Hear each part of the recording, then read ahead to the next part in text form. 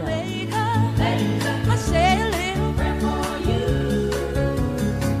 And while combing my hair now, and wondering And now, what your dress to host, wear, Gary Null. I say a little prayer for you.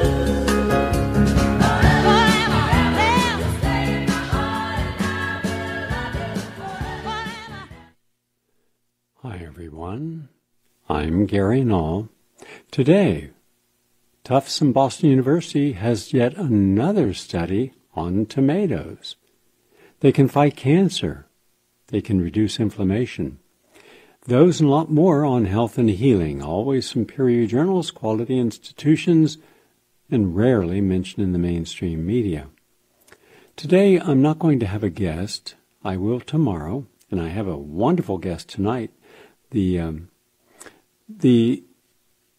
very popular person in human development circles, Marianne Williamson. She's running for president. And I don't interview any of the politicians. I've only made a few exceptions my entire career. Those were for people who were independents. And mainly to establish the difference in how they looked at what was important. So we're going to put about 40 questions to her concerning yes or no. Does she support it? Like Citizens United, universal health care, demilitarization. Don't know what she's going to answer, but she's running as a Democrat, not an independent. And therefore, I'm hopeful that she won't do a Bernie Sanders and go to the corporate side. We'll find out. That'll be tonight at 7 o'clock. But today we're going to take a look at some of the issues that are important. I'm going to take some calls. I can't tell you how long I'm going to spend on that because I don't know the nature of the question. However long as it takes to answer it appropriately, I will. I do have some commentaries today. One is about the importance of which childhood vaccines should be mandated and which are unjustifiably mandated. Dr. Merrill Nass, a medical doctor, will be sharing ideas on that. Also from our environmental segment, coastal flooding is erasing billions in property value as sea level rises. That's right now as we speak. That's bad news for cities, and which is the number one place in America that's going to get creamed starting now, going forward. And yet developers are in there, builders, speculators, people thinking, this is wonderful. It isn't. Big mistake. So we'll talk about that. Also, as much as we are doing, and many of us are doing all that we can reasonably do, and the new children's movement, and we're going to be talking about that, bringing the young 16-year-old onto the program from Denmark, who is helping lead the young people's movement against the global warming. The latest research just this morning shows that thawing permafrost in peatlands is adding to the atmosphere CO2 burden that no one expected. And that can undo a lot of the other things that are being done. So I'm going to give you a brief commentary from a wonderful journalist and environmentalist, Dar Jamel. And it's like 10 pages long. I'm only going to read the first paragraph because that says it all. Then I'm going to ask you to call in and share your points of view. So it's going to be very interactive today. And Jordan Peterson and the liberal Sherpa, two extreme differences of opinions on how young boys should be raised. One that is the Sherpa, the liberal Sherpa, I don't know where in the hell they got that name, but she believes that you shouldn't touch a baby unless you get its permission, not even changing his diapers. And if you do so, it's a violation of the baby. And there'll be a lot of soiled diapers. And then she believes that the word male should never be used. Well, some hardliners would probably appreciate that. But what does it mean if you're raised in a family of the new feminists that are wanting only a matriarchy and no patriarchy and no male dominance in anything? And Peterson will debate that, and then you can share your points of view. So we have a lot. I don't know that we'll get it all on, but we're going to try. We begin with this new study where there's mounting evidence that lycopene in tomatoes, as I mentioned yesterday, can help prevent cancer. Now, this is the second study that showed this, and it reduces your risk of having a heart attack and high blood pressure. I gave you a recipe yesterday. I would give you a little different recipe if you can't find horseradish. That was horseradish and tomatoes. And this is a little more exciting for the taste buds. And you would simply dice some sweet onions, dice a little garlic, only like one clove. Then take some mustard, and you could use like a stone ground mustard, some lime juice, like a teaspoon, and mix that into 16 ounces of tomato juice that you've just made fresh out of your juicer or blender. That is a detoxifier, lowers your blood pressure, helps your blood sugar, helps your heart, thins your blood. Everything you could possibly want to get healthier, it does. From Mir Hospital in Israel comes a study on cannabis oil, and it's showing promising results of relieving symptoms of Crohn's disease. And this is the CBD oil, and it's often used as a natural remedy for different conditions like stroke, brain damage, Alzheimer's, Parkinson's, dementia, which is Alzheimer's is merely one form of dementia. So that's in seizures. It helps with all these conditions. This was presented at the European Union of Gastroenterology, and it said, quote, participants with Crohn's disease saw symptoms dissipate after they began using cannabis oil. That's good news. And we also know that it helps people who've had bloody diarrhea and fatigue and fever and rectal bleeding and weight loss and abdominal pain. So, historically it's just antibiotics and corticosteroids, but they have extremely negative side effects. So this is including lymphoma, which is a cancer of the lymph system, and susceptibility to infections from the antibiotics, and autoimmune disease and allergic symptoms. So this is no negative effects. And medicinal cannabis oil is usually derived from hemp oil.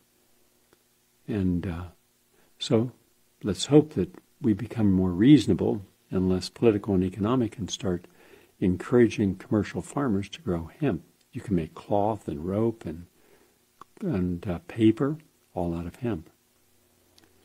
I had a question that was asked about fire retardant mattresses yesterday, and I gave an answer why I was opposed to it.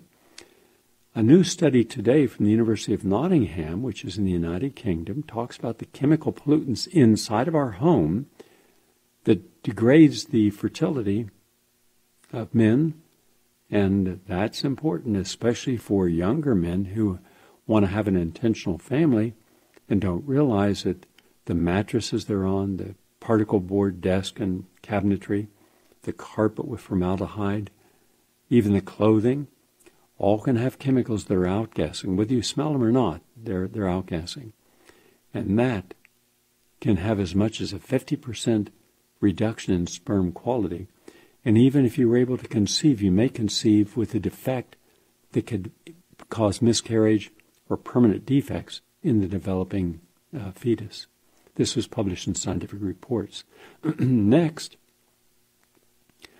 women remain at risk of iodine deficiency during pregnancy. So get yourself iodine supplementation before conception and throughout gestation. University of Tasmania, which is in Australia. A serving of sea vegetables a day will do that. Wakame, kombu, nori, hajiki, dulse. And we don't eat seaweed in the United States. We should. It really nourishes the thyroid gland and helps regulate our metabolism. Not difficult to do, and it has other benefits as well. U.S. Department of Agriculture, a new study shows blueberries improving neuroinflammation and cognitive differentiality, depending upon the individual cognitive baseline. In lay language, if you have any form of cognitive decline, and wow, am I saying it, I have worked with a person for many decades. They're a friend, and I'm now seeing memory loss. It's both lost and lapsed. And you know the frustration of working with someone who forgets? Well, of course, they can't remember what they've forgotten. Therefore, they think they haven't forgotten anything. And I've seen people who will forget 2 or 3 important things in just one evening having dinner. They'll forget. And it got, in one person I know, it's gotten so bad that the person invited me to dinner 2 hours after we'd just come back from dinner, and the person called me from their home. Hey, Gary, are you hungry? Why? Well, I thought, it'd be good to go out and have a bite to eat, catch up on things. We just ate. We just spent an hour and a half. No. Yeah, we did. Really? Yeah. You ready for that protocol? My wife's not into all this and thinks it's all nuts. That's a real story from a real person. So imagine what happens when people in your life begin to forget things and they don't remember that they've forgotten. Then try having a discussion about anything. In any case, blueberries improve the ability to turn off inflammation in your neurons and improve your cognition. So, a pint of blueberries a day.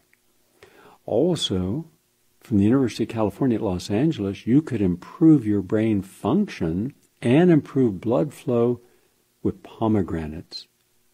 Now, this is good research, and it showed that just 8 ounces of either pomegranate juice and for 4 weeks, or concentrate.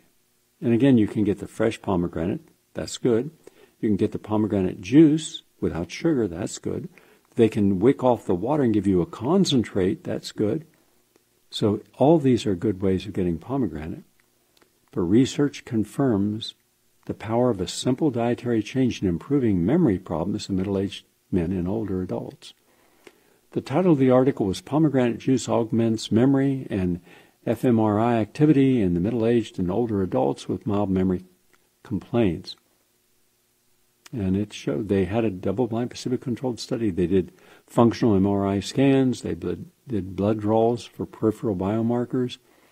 And one of the things pomegranates do is it cleans up the arteries. It literally de-occludes the arteries. It repairs damage to the lesions. Let's go back to the mid-1980s. And there was one person in particular, because he really stands out, because he didn't do 100% of what I gave him. He did 130%. And then his wife saw the improvements, and she did it as well, and the two of them became world-class athletes. And he had 95% blockage of his carotid artery, and that's just the carotid artery leading up into the brain. But at his age, there was a high risk of death. And so I gave him lots of pomegranate juice and lots of pomegranate capsules. And I remember once his wife, Dolly, said, Gary, do you know how much she's spending going online and even for the cheaper places and buying pomegranate capsules? Those are very expensive. And I said, compared to what? What are you comparing it to? Yeah, pomegranate capsules cost more than vitamin E, but vitamin E doesn't occlude the arteries. Pomegranate will. And it did. Cleaned up his arteries. He went on to become, and then she did too, the best track and field athletes in their age group in America. The New York Red Runners Club, the Metropolitan Athletic Congress, and USA Track and Field. He even beat the Olympian, Ted Corbett. He called me one day and said, I just beat Ted Corbett down in Philadelphia in a championship race. He was about 80 years old when he did it. So pomegranate juice is really good for your arteries.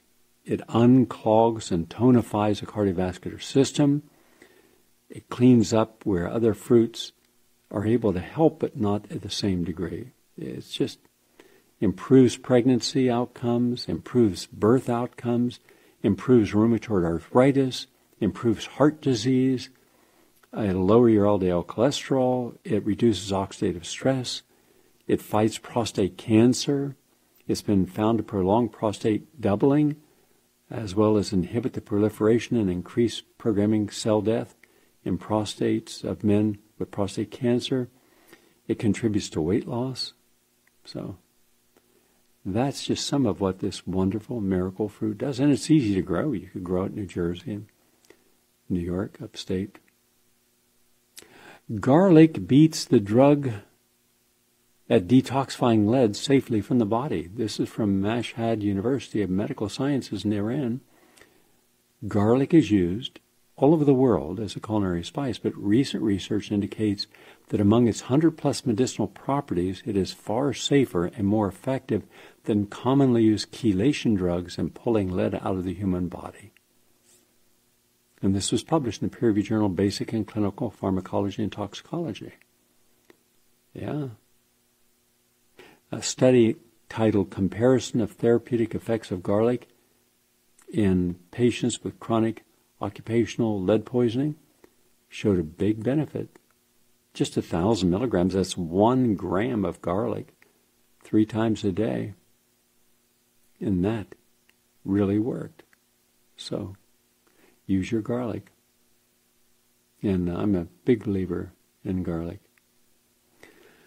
Finally, researchers say chemotherapy is linked to higher risk of developing metastatic disease. This is from the École Polytechnique in Lausanne, France. Now, we know that chemotherapy has earned quite a reputation for the distress it causes your body.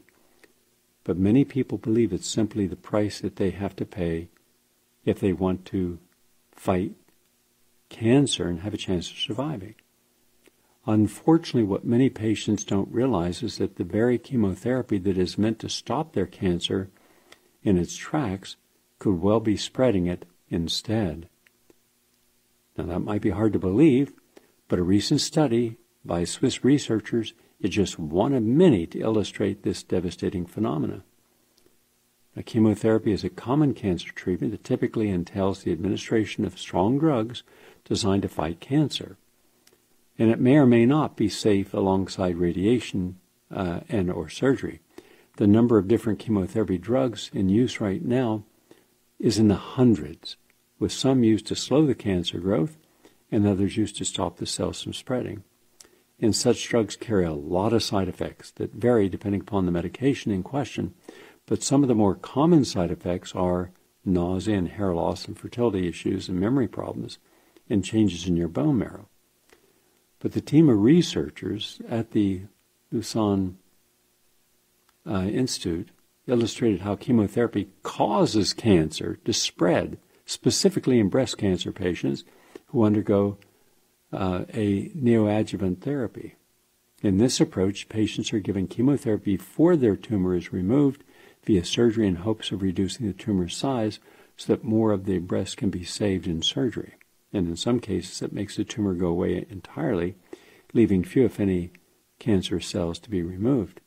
However, not every tumor will shrink with chemotherapy, and in some cases, tumors will resist the neoadjuvant therapy, and this means the person has a greater risk of metastatic disease, which sees the tumor reoccurring elsewhere in the body, such as in the lungs or the bones. And the scientists discovered that 2 popular chemotherapy drugs can cause breast tumors to release vesicles, and these contain a protein known as annexin A6 that is found in the spreading tumors. So that's why, chemotherapy is not this wonder. If it was long ago with all the chemotherapy use, we should have eradicated all this. Also, for those of you who have Parkinson's, according to the German Sport University, published in the Journal of Parkinson's Disease, exercise can improve non-motor symptoms of Parkinson's, and that's important. That's the latest on health and healing. I'm Gary Null, back in a moment, and we're going to go directly into your questions.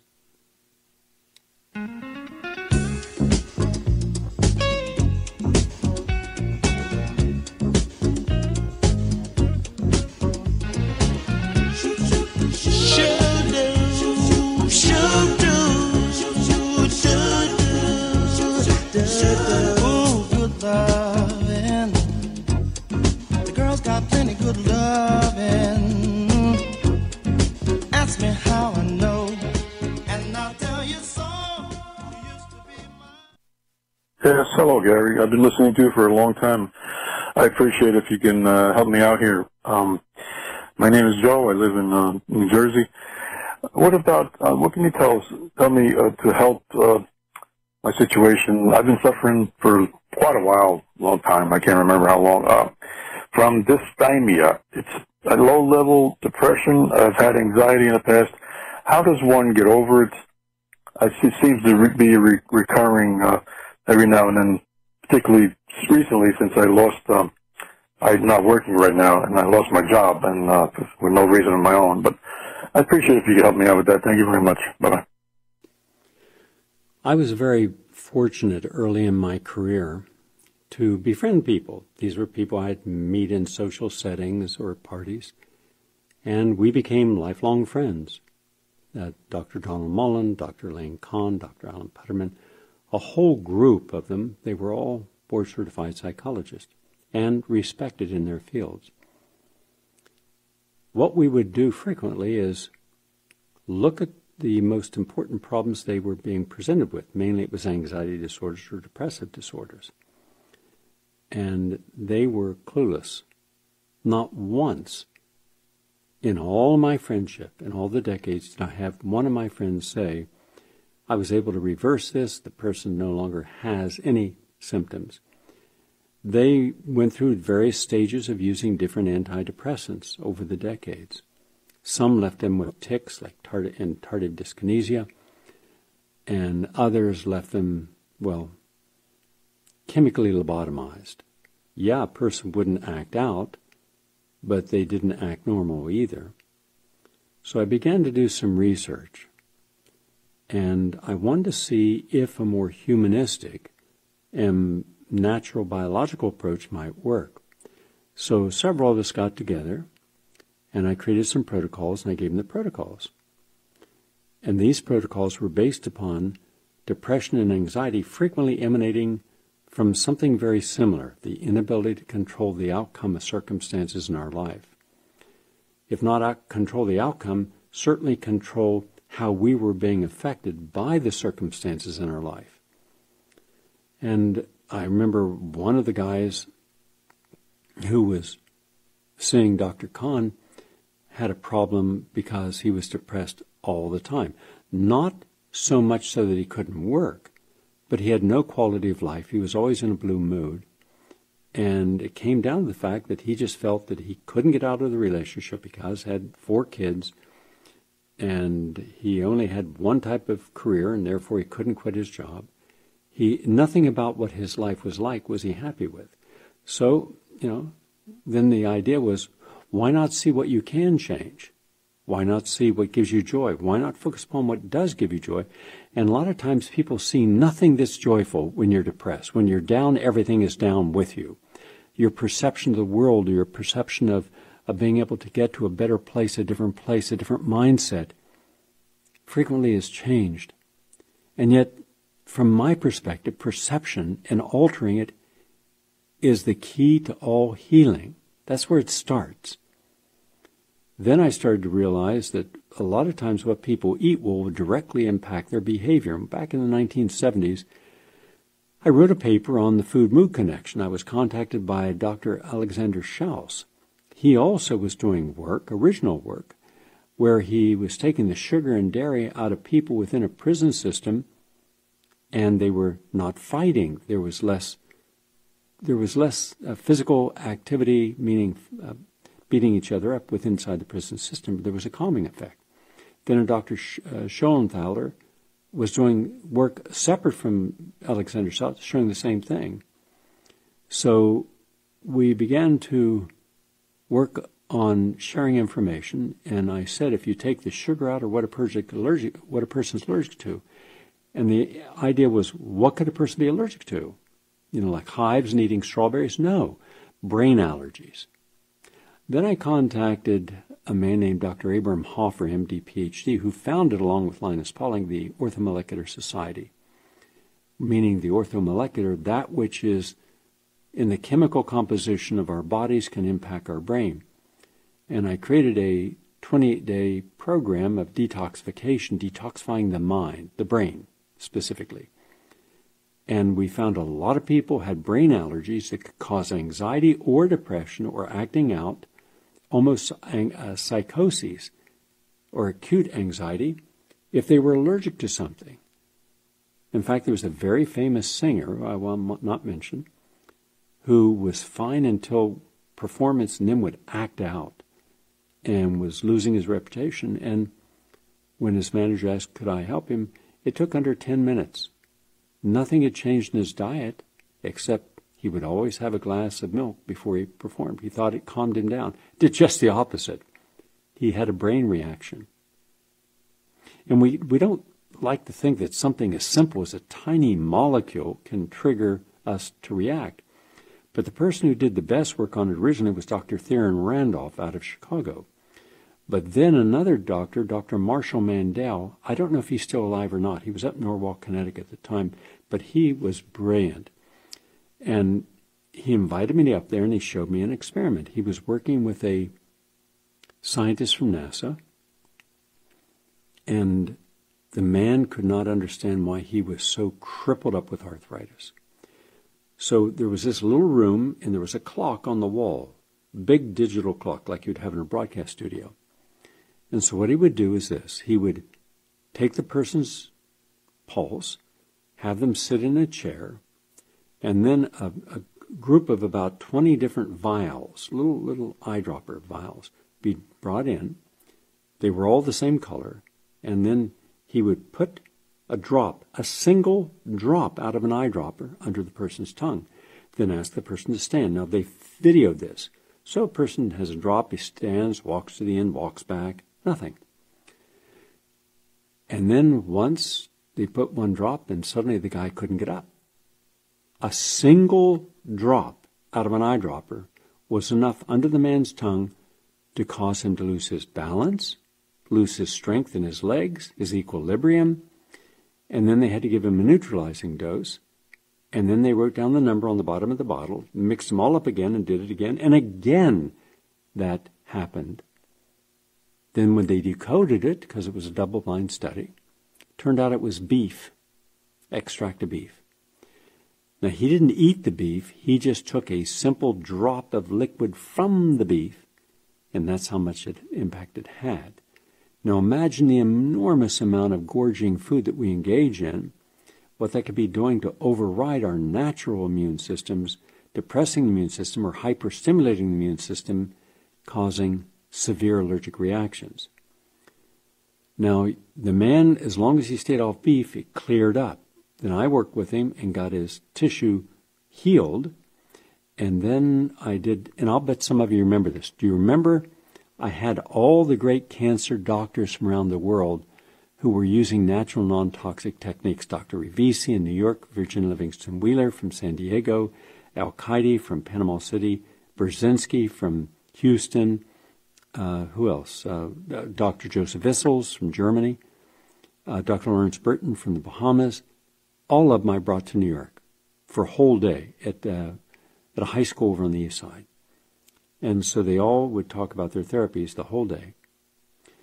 Well, about 2 o'clock in the afternoon, while we took a brief break in between speakers, this woman comes up to me. And she said that she was following her father's example, and her father was healing beyond anyone's imagination, so she began to use it herself.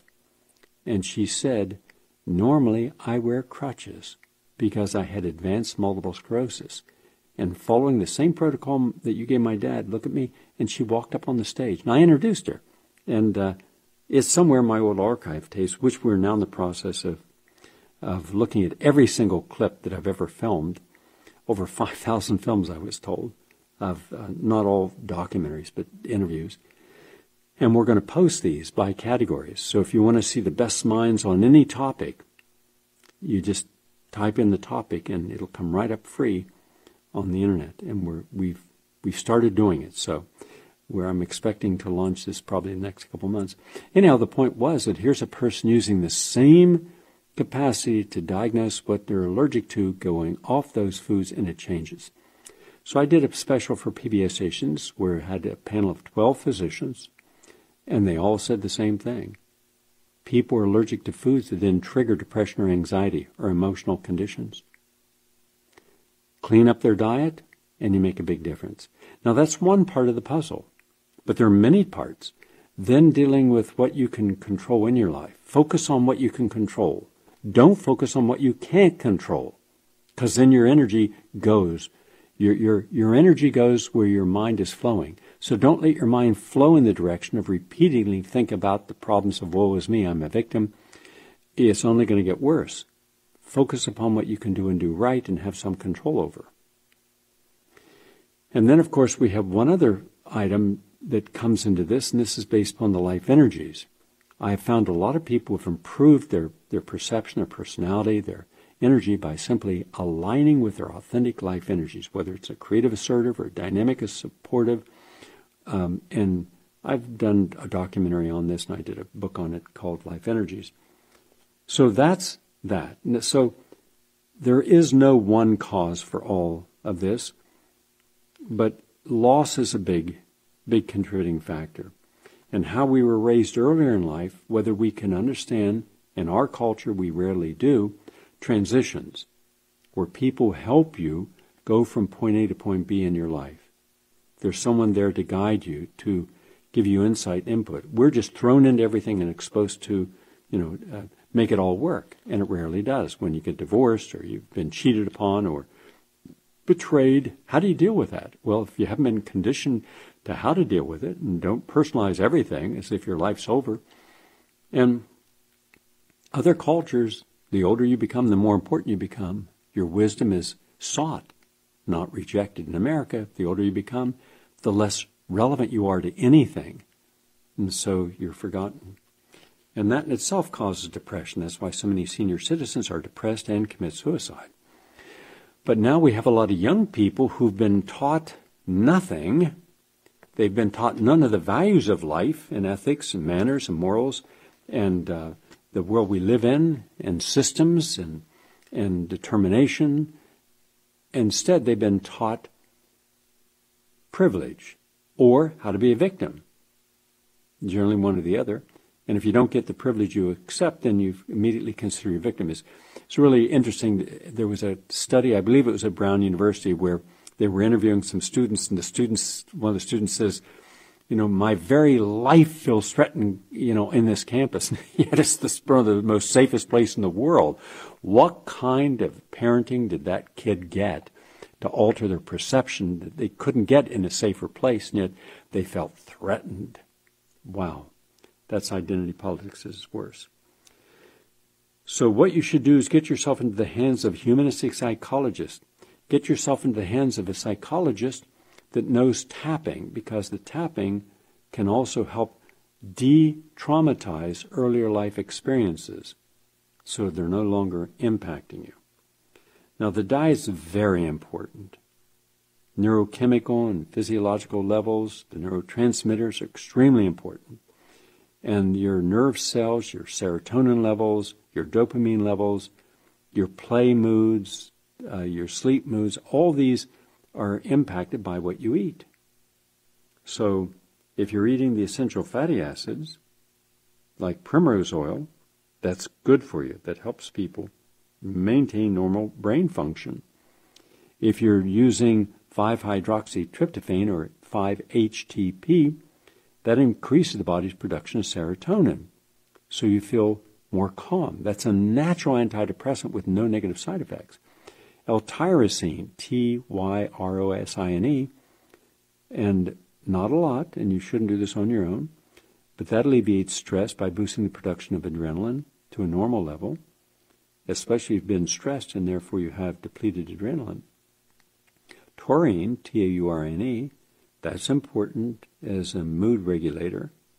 The B complex are extremely important, but not at the low doses most people take them. Again, get in the hands of a qualified, certified nutritionist. B12, I've helped so many people who've had anxiety and depression by giving them 1 to 2 1,000 micrograms or 1 to 2 milligrams methylated B12 and folic acid, about half that amount. Zinc is important. Choline and inositol, inositol.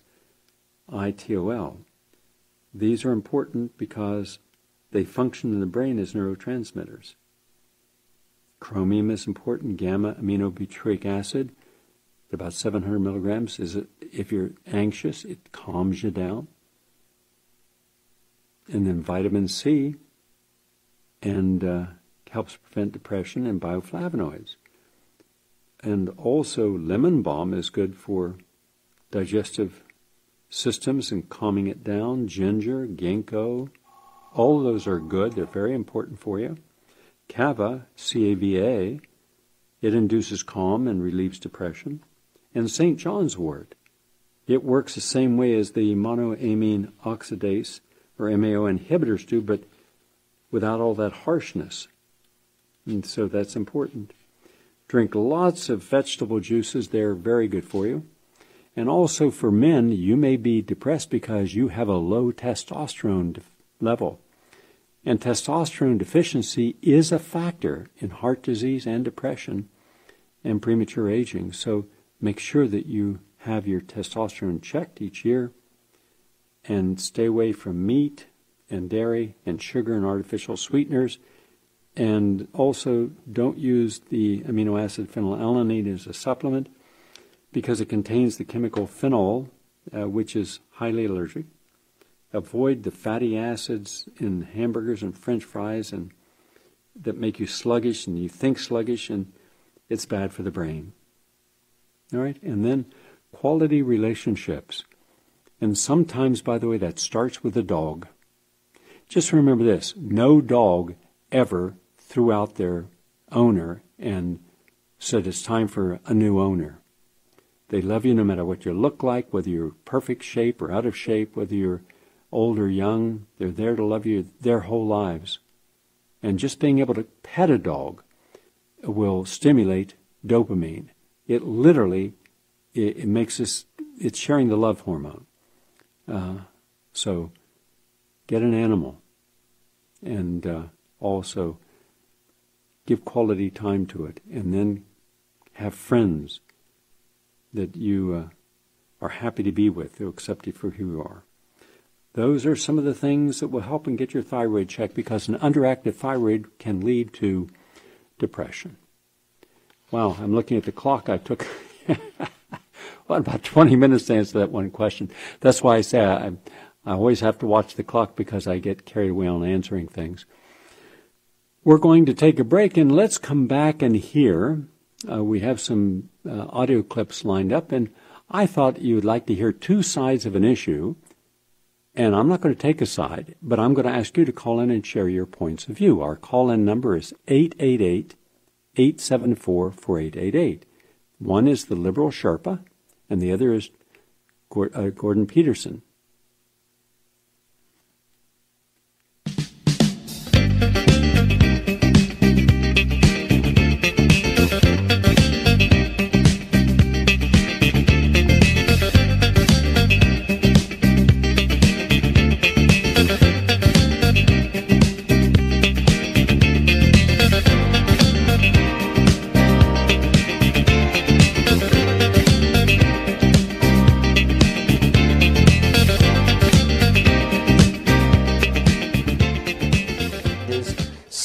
Remarkably hasn't made this country much better, and yet some want to triple down on that idea. At the University of Wisconsin at Madison, one professor said we need specialized training against toxic masculinity beginning as early as kindergarten.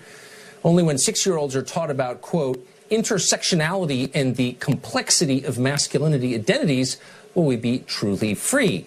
Do you believe that? Kathy Aru is the founding publisher of Catalina Magazine. Of course, she's our liberal Sherpa, and she joins us tonight. Kathy, how do you think, if you were to take a 5-year-old and talk about the intersectionality of masculine identity, how do you think the 5-year-old would respond? I think you would talk to the 5-year-old in ways that the 5-year-old could understand. So you would talk about courtesy, politeness, being equal to others, not being aggressive. Boys will be boys. I mean, we've all heard that. Little boys have heard that. That's not going to fly anymore. Right. The future thinkers, leaders of America are going to be in a matriarchal society, not little patriarchs. They're not going to be full of toxic masculinity. It's going to be more of a natural masculinity. So we'll have less crime, less violence. Yeah, it'll be a better place to live if little thinkers of tomorrow will be better people. Should we have less? So boys can't be boys, but girls can be girls? Yes, girls can be girls because girls are not the violent ones in our society. I mean, boys grow up to be men and they commit 3 times more violent crime than women. I mean, it's just a fact. So girls are doing it right. So girls are growing up right. Boys are not. Do you think, and you've lived in this world for a while now, the people who come up with ideas like this are literally the unhappiest people in the world? Wouldn't you say that's true? The fewest healthy relationships, the most damaged relationships with their own fathers. Isn't this an outgrowth of their deep unhappiness as people? Well, there was a woman that wrote against DDT, the pesticide that was killing insects and pests, but also killing birds and bees. Rachel Carson, yes. Right. So, I mean, so was she unhappy because she didn't like that birds were no longer singing? Or was she saying that we had all these toxins? Yeah, they were helping the crops, but they were killing nature. So it's the same concept. Let's kill toxic masculinity. Let's kill this DDT in our boys. Yeah. DDT is a man-made chemical. Right. Testosterone is naturally occurring. Yes, but so testosterone why should would it lead be to bad? murder Because it's natural. It's testosterone isn't equal to toxic masculinity. That's what we're saying. Let's teach boys to not be DDT. Let's make them organic. Let's make them green. Let's make them more positive. Yeah. So. Okay, well, that's insane, but you put a happy face on it, and I appreciate that. Catherine, thank you. Okay, thanks. Jordan Peterson. We're going to hold for a few moments and come right back to Jordan Peterson. I hadn't heard that. So now she is equating all men to DDT? Wow. Wow. Okay, we'll hear how Jordan Peterson responds to this. But I just want to mention a couple things real quick.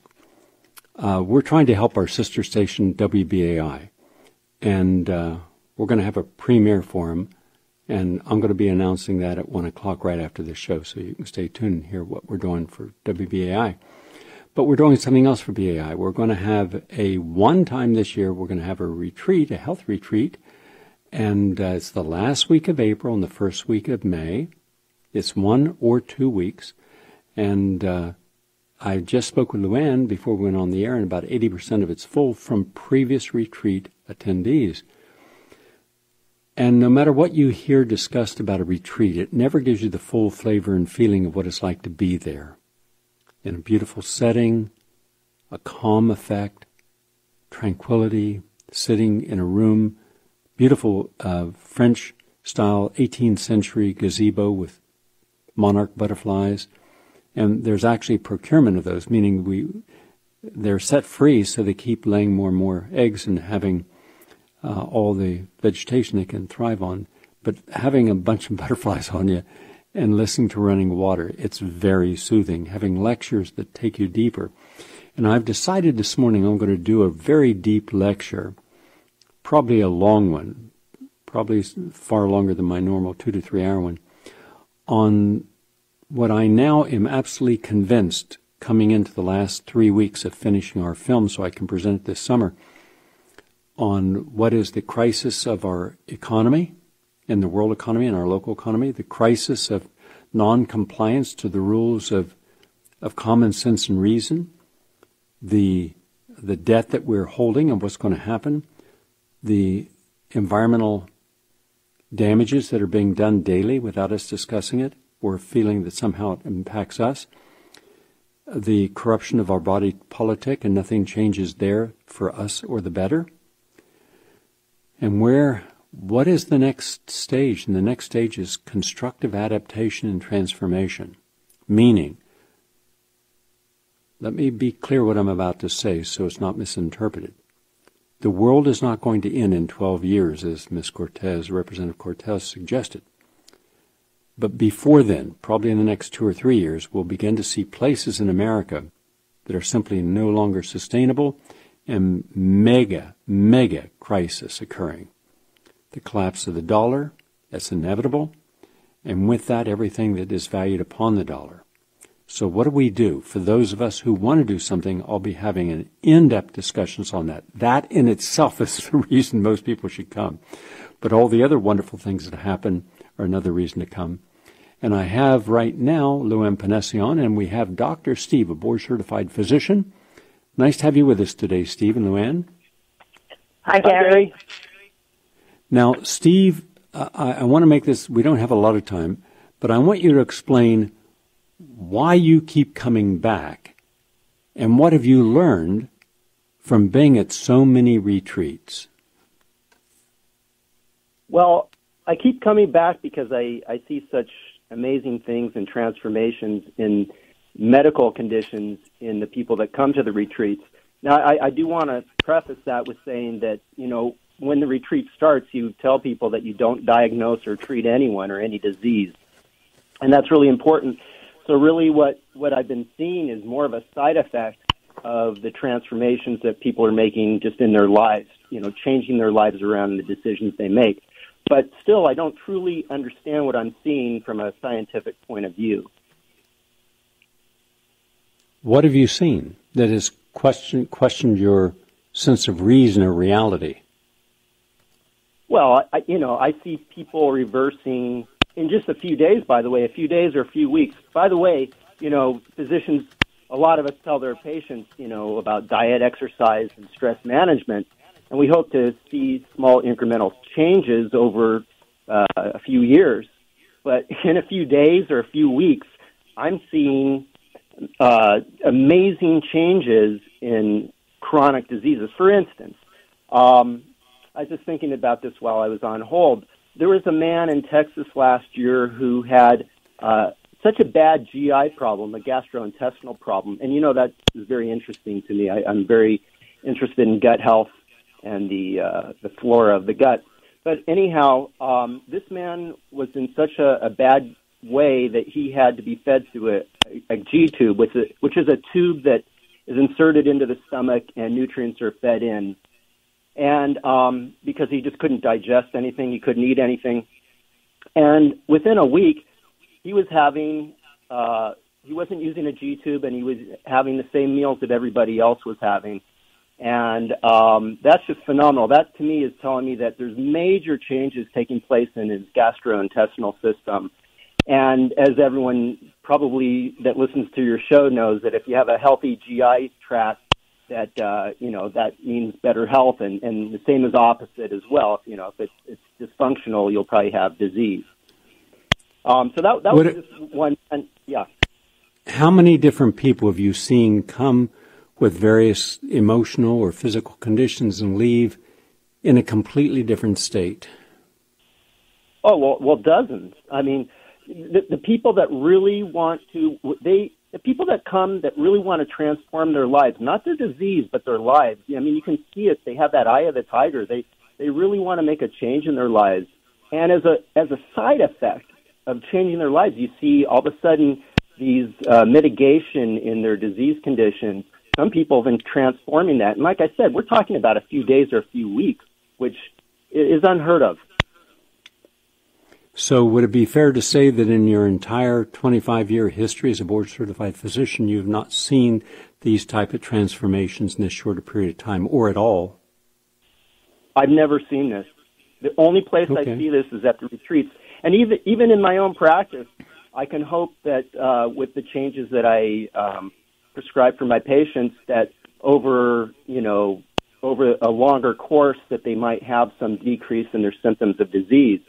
But what I see at the retreat is just something that I don't see anywhere, including my own practice and those of my colleagues. Okay.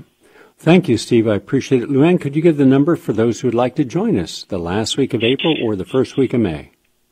Surely. It's 903-881-7008. That's 903-881-7008. And, you know, Dr. Steve is a perfect example because, you know, he came initially because he was interested in learning about what you do. And over time, he became impassioned with sprouting and fermenting, and this is what he's doing a lot of now, and so much so that he teaches our class on how easy it is to sprout right at home, whether you're in an apartment or a 10-acre estate. And I, as a nurse, have seen people reverse chronic obstructive pulmonary disease like I have never seen in my 42 years as a nurse. People with leukemia. How many people came down there with cancer? And now I'm not saying we people come down and they reverse cancer, but I've seen it. I've seen people change their entire perception of cancer, how it got there and what they're doing to heal. We've had people come down with MS on walkers, and then within the course of 2 weeks, they're doing marathons. People that come down with chronic depression, and they're leaving completely upbeat, refocused, with a whole new lease on life. That's the kind of stuff that happens there, and we can't understand exactly how it's done, but it's a combination of everything: the staff, the environment, the food, the juices, the lectures. It's everything. It's the energy. Give the number out one more time. Sure, it's 903-881-7008, 903-881-7008, and I vet everybody. I interview everyone to make sure it's the right event for you. Okay. Thank you, both Steve and Luann. And again, this is for WBAI because we're able to use thousands of dollars from this retreat to buy premiums that otherwise there would be no money to buy the premiums. So a lot of us are willing to make that sacrifice because, A, we appreciate the station where I've been for 43 years, and we appreciate helping people in their journey of health and happiness. Now, let's finish off by listening to Jordan Peterson talk about the danger of instilling in young boys the concept that masculinity is toxic. University of Toronto, the author of the best-selling book 12 Rules for Life, and he joins us tonight. Professor Peterson, really simply, what happens to boys when you tell them that masculinity is toxic? Well, I think you have to be a fool to tell them that to begin with. I mean, the first question is, why are we talking about toxic masculinity exactly? The crime rates in the United States and in North America more broadly have fallen by 50% in the last 25 years. That includes pretty much every category of violent crime. And so the term itself is terribly defined. I think it's appalling that faculties of education are pushing this sort of nonsense. And I think that if your kids are exposed to that kind of idiot social justice pseudo-education, that you should pull them out of the schools. So everything about the idea is ridiculous. And pull them out because it does damage to them? Well, because they're not being educated. They're being propagandized. There's also no evidence that we construct our identities as masculine and feminine by being expressly taught them by teachers. You know, that almost all that's learned by example to the degree that it's learned, and a tremendous amount of it is consequence of biological inclination.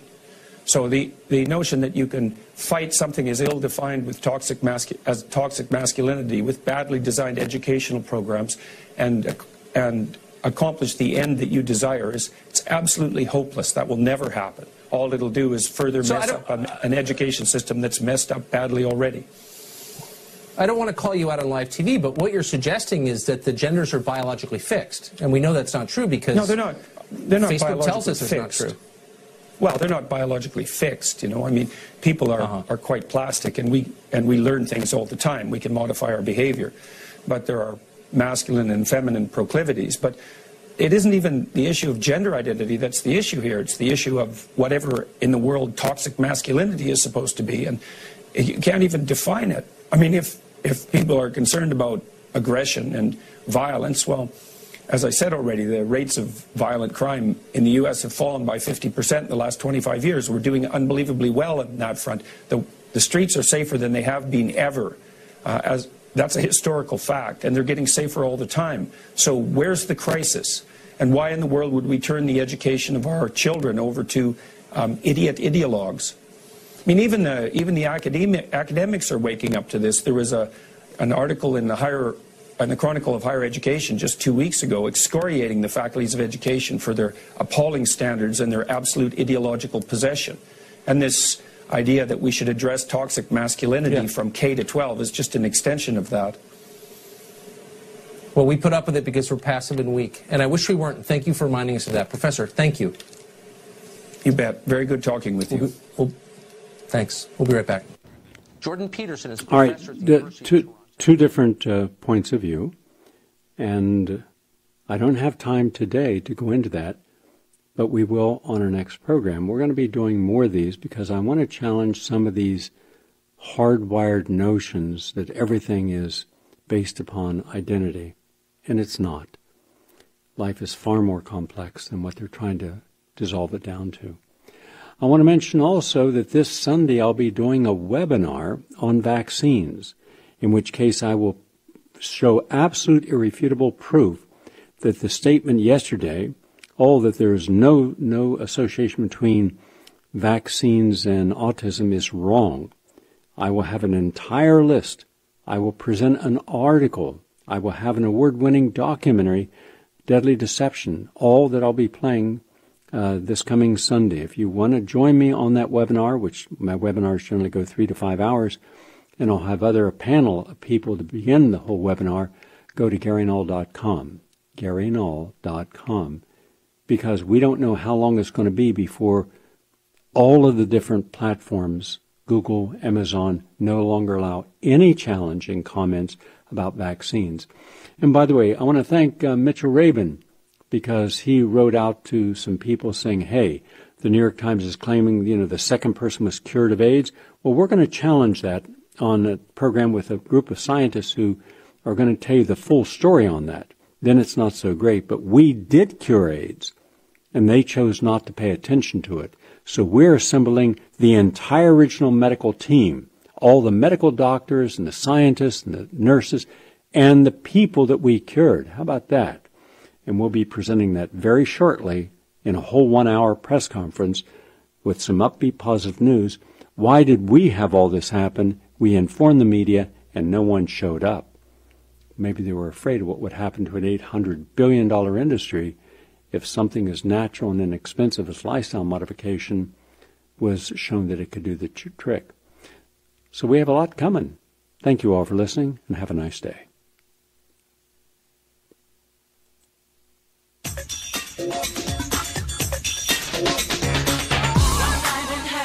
One night in heaven, one night in heaven, one night in heaven.